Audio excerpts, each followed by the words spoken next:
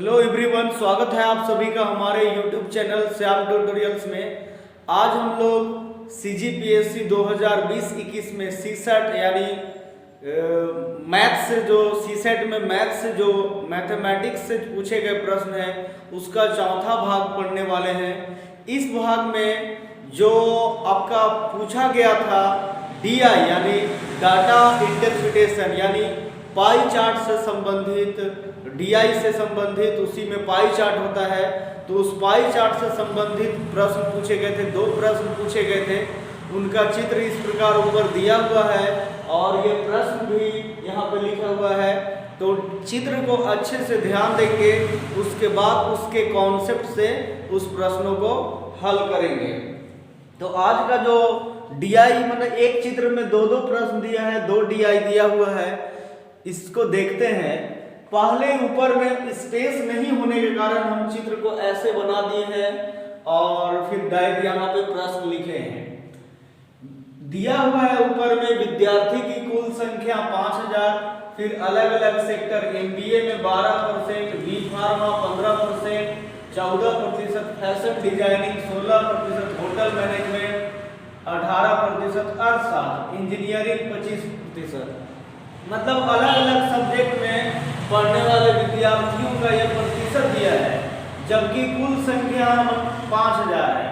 फिर क्या दिया है कि विभिन्न क्षेत्र में वितरित विद्यार्थी का प्रतिशत, मतलब उसमें जैसे अलग अलग सेक्टर हो गया, जैसे जितने MBA आएंगे तो MBA में पढ़ने वाले कुछ लड़के भी होंगे और कुछ लड़कियां, लेकिन यहाँ सिर्फ लड़कों का प्रतिशत दिया है 56, तो लड़कियों का अपने आप निकल जाएगा।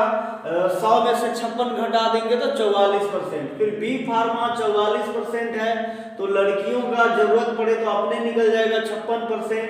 फैशन डिजाइनिंग 65% है, तो फैशन डिजाइनिंग का लड़कों का है, लड़कियों का 35%। जरूरत के अनुसार जो प्रश्न में बोलेगा हम निकालेंगे। होटल मैनेजमेंट में 72% है लड़के, तो 28% लड़कियां होंगी। अर्थशास्त्र में 68% लड़के हैं, तो 32% लड़कियां होंगी।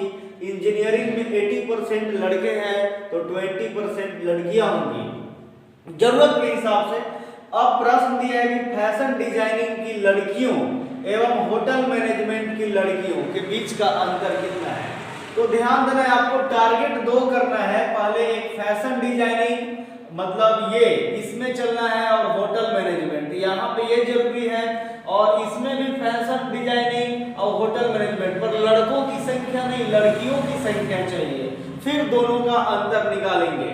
पर यहाँ ध्यान देंगे एक बेसिक कॉन्सेप्ट है, टोटल 100% होता है और उसी का वैल्यू 50,000 है।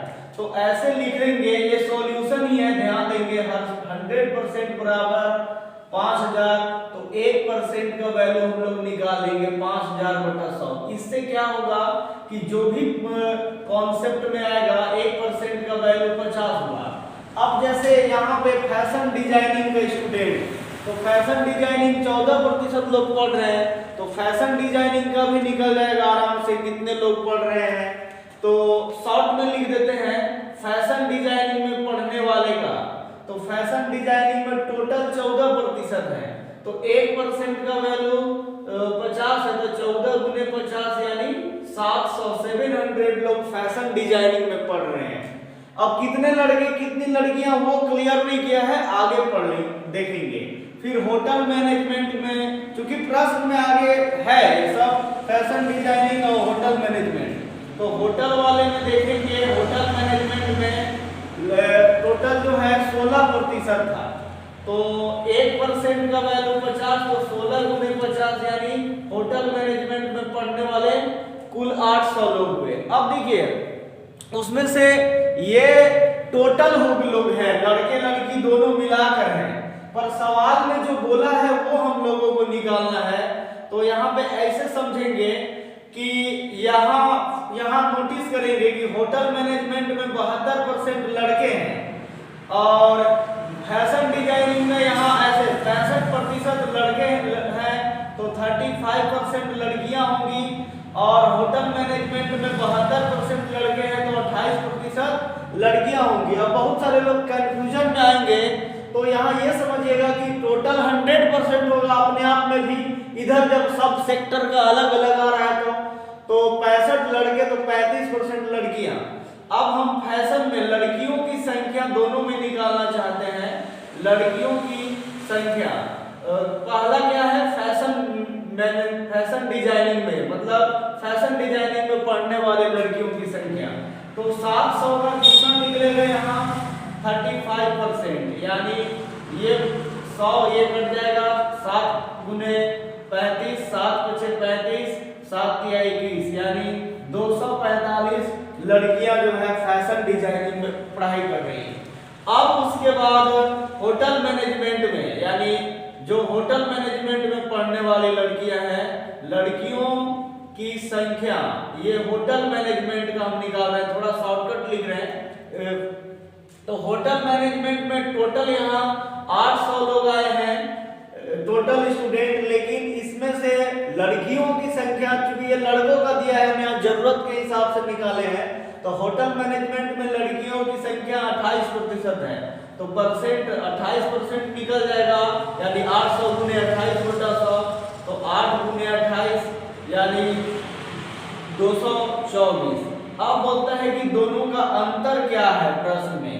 तो लड़कियों जो फैशन में है लड़कियों की संख्या, यानी फैशन डिजाइनिंग में 245 और होटल मैनेजमेंट में 224, ये दोनों का डिफरेंस निकालेंगे तो 21, यानी अंतर 21 आएगा, जो ऑप्शन नंबर बी में दिया हुआ है। इसको टिक कर देंगे, आसानी से बनाएंगे। यानी जब भी कुल दिया रहे, चाहे मान के चले ये प्रतिशत में दिया है तो 1% का वैल्यू निकालेंगे, फिर इससे जो जो सेक्टर में जितना जितना बोला निकाल देंगे, तो इससे कुल निकलेगा। लेकिन यहाँ पे अब कुल निकालने मतलब अलग अलग सेक्टर में लड़के लड़कियों अलग सेक्टर का कुल निकलेगा। फिर लड़कों का प्रतिशत दिया है तो लड़कियों का 100 में से दिया हुआ माइनस कर देने से आराम से निकल गया। फिर दोनों में लड़कियों की संख्या निकालिए, फिर उसके बाद दोनों का अंतर ध्यान देंगे। वही डीआई जो अभी फर्स्ट पढ़े थे उसी डीआई का मतलब चित्र, कॉन्सेप्ट, इंस्ट्रक्शन वही है, पर दूसरा प्रश्न उसी में मतलब एक चित्र देकर और 2-3 प्रश्न भी दिए हुए रहते हैं। तो ये दूसरा प्रश्न है, बी फार्मा की लड़कियां इंजीनियरिंग की लड़कों की तुलना में कितने प्रतिशत कम है। ध्यान देंगे इसमें बी फार्मा दो प्रकार ध्यान देना, इसमें बी फार्मा और इंजीनियरिंग ये निकालना है। अब इसमें भी ध्यान देंगे बी फार्मा की लड़कियों की संख्या चाहिए, यानी बी फार्मा में लड़के 44% हैं तो लड़कियां 56% हो जाएंगी। अब यहाँ इंजीनियरिंग में जो लड़के का संख्या 80% है यही निकालना है। और पिछला जो कॉन्सेप्ट पढ़े हैं कि हम लोग जो भी ये टोटल दिया है तो 1% का तो वैल्यू निकालेंगे ही, यानी 100% बराबर 5000, तो 1% बराबर 5000 बटा 100 ये कट गया, यानी 1% का वैल्यू 50 हो गया। अब ये ध्यान दीजिए दोनों में अलग अलग हम लोग निकालते हैं, जैसे इंजीनियरिंग का और बी फार्मा दोनों का बोला है। पहले बी फार्मा है ना, तो बी फार्मा में टोटल 15% है, तो बी फार्मा का हम कुल निकाल रहे हैं ना, तो बी फार्मा 15% है, तो बी फार्मा में 15 गुने 50, क्योंकि 1% का वैल्यू 50 आया, तो 15 गुने 50 यानी कितना 750 हो गए टोटल बी फार्मा में लोग।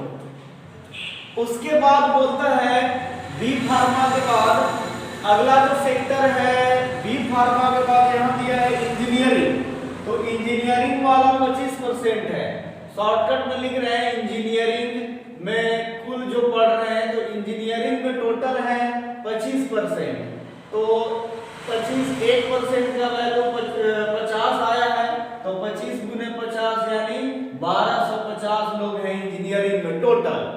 अब यहाँ ध्यान दीजिएगा बी फार्मा में लड़कियों की संख्या निकालना है, तो लड़कियों की संख्या मतलब ऐसे भी लिख सकते हैं, लड़कियों की संख्या है इसमें किसमें बी फार्मा में, तो बी फार्मा में निकाल रहे हैं, तो बी फार्मा में टोटल 750 और लड़के का 44 था, तो 100 में से 44 यानी 56% लड़कियां, तो 56 बटा 100 ये 0 5 से ये 15 और ये 2 से ये 28, 15 गुने 28 हो जाएगा 28 बचे 15 अठे 120 और 15 गुने 28 कर रहे हैं गुना, तो 15 गुने 8 120 हो गया, यानी 0 12 15 गुने 30 और 12 420 लड़कियां जो है बी फार्मा में पढ़ रही हैं। ठीक है ना, मतलब लड़कों से संख्या ज्यादा है लड़कियों का बी फार्मा में। अब ध्यान देंगे, अगला है हम लोगों को निकालना है इंजीनियरिंग में लड़के की संख्या ना। लड़के, यहाँ पे लड़की नहीं है, यहाँ लड़के की संख्या इंजीनियरिंग में निकाल रहे हैं। तो इंजीनियरिंग में हम टोटल निकाल चुके हैं कि कितने लोग हैं। तो इंजीनियरिंग में पढ़ने वाले टोटल 1250 हैं और इसमें से लड़कों की संख्या 80% है। यहाँ लड़कियों की संख्या नहीं निकालना है, सिर्फ लड़कों की संख्या इंजीनियरिंग में चाहिए। क्यों प्रश्न में वो दिया हुआ है, इस कारण से। तो 0 0 कट गया, ये 0 0, फिर 125 गुने 8, तो 8 बचे 40, फिर 8 गुने 16 और 4 20, 8 एकम 8 और 2 10, यानी 1000 लड़के जो है वो इंजीनियरिंग में पढ़ रहे हैं और लड़कियों की संख्या है जो बी फार्मा में वो 420 है। अब बोलता है कि बी फार्मा की लड़कियां इंजीनियरिंग की लड़कों की तुलना में कितने प्रतिशत कम है। ये ध्यान देने योग्य बात है। बी फार्मा में लड़की पढ़ने वाले लड़की 420 और लोग हैं और लड़कों जो इंजीनियरिंग में पढ़ रहे हैं वो 1000 है। तो ये 1000 माइनस, क्यों ऐसा कर रहे हैं, क्योंकि प्रतिशत में बोला है कि कितना कम है। तो इस तरह से प्रतिशत निकलता है 1000 में 420 हम माइनस करेंगे तो 580 बटा टोटल कितने हैं 1000 ना। मतलब बोला है कि बी फार्मा की लड़कियों इंजीनियरिंग के लड़कों की तुलना में, यानी 1000 लड़के हो गए तो 580 बटा ये 1000, फिर ये गुना कितना हो जाएगा 100। तो ये 2 0 कट गया, ये कट गया, यानी फाइनल आ गया 58%, ऑप्शन नंबर बी, यानी 58%। प्रश्न को अच्छे से पढ़ना है, दोनों में, एक में लड़के की संख्या एक में लड़कियों की संख्या निकाल दिए। अब बोला कितना प्रतिशत कम है, तो ये 1420, लेकिन तुलनात्मक किससे बोला है, लड़कों की तुलना में, इसलिए लड़कों का संख्या यानी इंजीनियरिंग वाला 1000 है, इसलिए उसको नीचे लिखे। अब ये दोनों में अधिक कम में तो बड़ा में से ही छोटा घटाएंगे तो 580 आ गया, लेकिन तुलनात्मक क्या है, लड़कों की संख्या इंजीनियरिंग में जो 1000 है, यानी फाइनल आंसर आ जाएगा 58%। है यह भी डीआई से ही संबंधित, डीआई से 2-3 प्रश्न थे, मतलब कहने का मतलब एक डीआई में कभी 2-3 भी प्रश्न दिया हुआ रहता है। पिछले वाले डीआई जो अभी जस्ट पढ़े उसमें एक डीआई दिया हुआ था, मतलब डीआई से पाई चार्ट, और उसी कॉन्सेप्ट से 2 प्रश्न पूछे गए। इसमें भी एक पाई चार्ट ही सिर्फ दिया हुआ है, इसी से 2 प्रश्न इसमें भी पूछे गए हैं। तो पहले इस प्रश्न को बनाते हैं। छात्रों की कुल संख्या इसमें भी दिया है, लेकिन ये डिग्री में दिया हुआ है। ए 61.2 डिग्री, बी 75.6 डिग्री, सी 72 डिग्री, डी 54 डिग्री और ई 97.2 डिग्री। फिर बोला ई में प्राप्त छात्रों की संख्या सी में प्राप्त छात्रों की संख्या से कितने प्रतिशत अधिक है। ध्यान देंगे, ये संख्या वगैरह निकालना नहीं है, सिर्फ परसेंटेज निकालना है। तो परसेंटेज निकालने के कॉन्सेप्ट को कैसे जानेंगे, ये सिर्फ एकदम सिंपल सा निकलता है। बस ध्यान दीजिए, ई का बोला है और फिर सी का ना, ई और सी, और बोला है कितने प्रतिशत अधिक है। मतलब यहाँ पे देखेंगे जो अभी जस्ट उसमें लास्ट पढ़े थे, ई सी कितना प्रतिशत अधिक है, किससे बोला है, सी में प्राप्त छात्रों से। तो सी नीचे रहेगा और 2 में से कोई एक अधिक रहे या कम रहे तो घटता है, बड़ा में से ही छोटा। लेकिन लास्ट में नोटिस करना है कि क्या किससे तुलनात्मक है, तो सी में प्राप्त छात्रों से, यानी सी नीचे हो जाएगा। कितने प्रतिशत अधिक है, परसेंटेज यानी 100। अब यहाँ ई का जो दिया हुआ है वो 97.2 डिग्री है। फिर का जो है वो 72 डिग्री है। अब यहाँ पे बहुत सारे लोगों को माइनस करने में प्रॉब्लम होता है और तुलनात्मक C 72 डिग्री, तो 97 डिग्री में से 2 डिग्री हम लोग घटाएंगे। 97 डिग्री 97.2 डिग्री में से 72 डिग्री, तो फाइनल आएगा 25.2 डिग्री। डिग्री को हटा देते हैं, कोई अभी ज्यादा मतलब है नहीं उसका, बाद में वो प्रतिशत ही जाएगा और नीचे 72 और ये 100। अब देखिए पॉइंट यहाँ से इधर से दाहिने से एक नंबर में हट जाएगा तो नीचे एक जीरो लिख देते हैं, फिर ये 0 0 कट गया, 752 गुने 10 बटा ये 72 हो गया।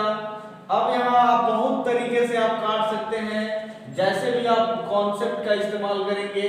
2 पचे 10, 2 से ये 36, मान के चले कि 36 से यदि दिक्कत हो तो छोटा छोटा भी काट सकते हैं, पर आप 36 दूनी 72 आराम से काटेंगे तो आराम से काट सकते हैं, 72 आएगा। उसके बाद ये 36 आराम से निकाल सकते हैं, मतलब ये लिख सकते हैं 72, सॉरी ये 25 दशमलव, तो ये 25 होगा।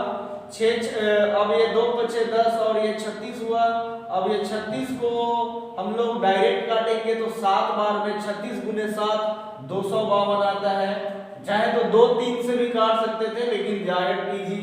7 गुने 5 यानी 35, 35% जो बोला वो आ गया, यानी ऑप्शन नंबर बी। बोला EC से कितना प्रतिशत अधिक है? C तुलनात्मक यानी 72 डिग्री नीचे हो जाएगा और E और C का डिफरेंस 25.2, तो 25.2 बटा 72, ये पॉइंट हटा दिए दाहिनी तरफ से तो एक जीरो नीचे, ये 100 यानी 0 0 कट गया।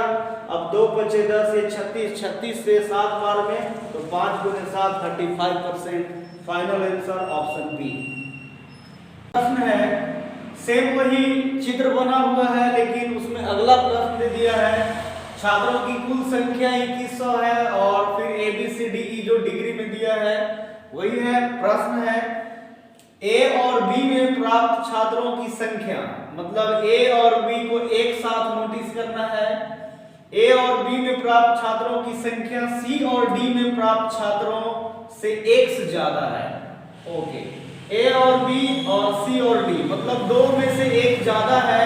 मतलब A और B एक साथ, फिर C और D एक साथ, फिर बोलता है कौन सा ज्यादा है? X ज्यादा है और X का वैल्यू निम्न में से किसके बीच में आएगा? 65 और 70, 55 और 60, 60 और 65, 50 और 55। तो निकालते हैं इस कॉन्सेप्ट के माध्यम से।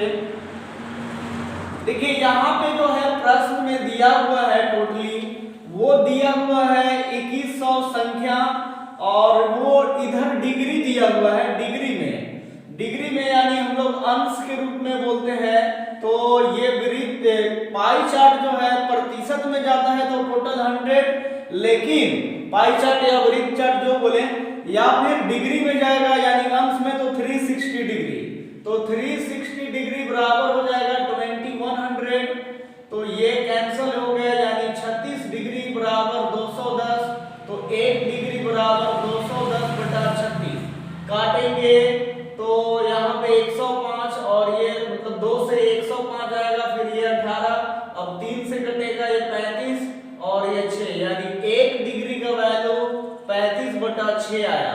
ठीक है ना? इतना आने के बाद अब जरूरत के हिसाब से उसी का उपयोग होगा।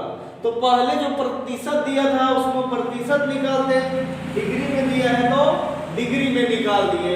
अब क्योंकि इसके बाद जो पुट करने वाला होगा और वो संख्या के रूप में बोला है, तो हम लोगों को भी ऐसे ही निकालना पड़ेगा संख्या ही। तो A प्लस B का अब जो बोला है वो देखते हैं, अलग अलग निकालने में टाइम ज्यादा लगेगा। अब आप कैलकुलेट कर देंगे A और B यानी 61.2 प्लस 75.6 यानी 6 2 8, 5 और 1 6 हो जाएगा, और 6 7 और 7 कितना 13, यानी 136.8 डिग्री जो है वो आएगा A प्लस B का वैल्यू। फिर बोला है C और D, तो C और D का जो वैल्यू C 72 डिग्री और D जो है वो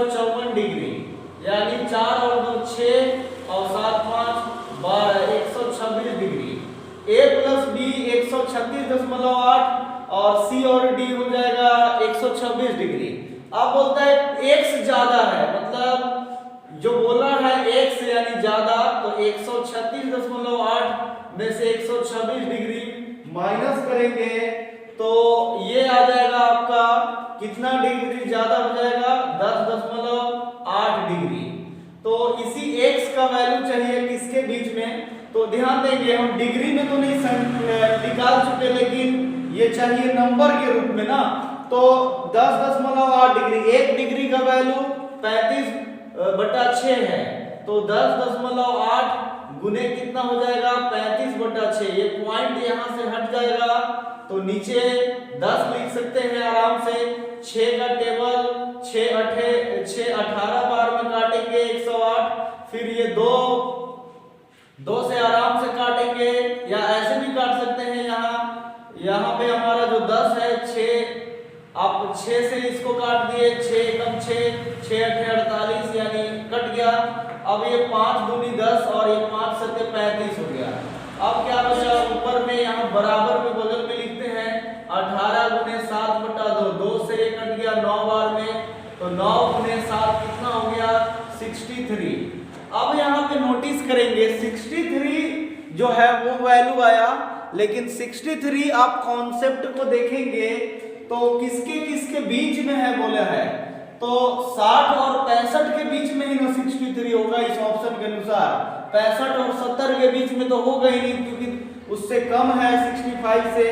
55 और 60 के बीच में भी नहीं होगा, 60 और 65 के बीच में एग्जैक्ट होगा, यानी ऑप्शन सी है। तो वो 63 आया हुआ वैल्यू, लेकिन वो डायरेक्ट ये नहीं पूछा कि कितना है, ये पूछा है कि किसके बीच में आएगा, तो 60 और 65 के बीच में।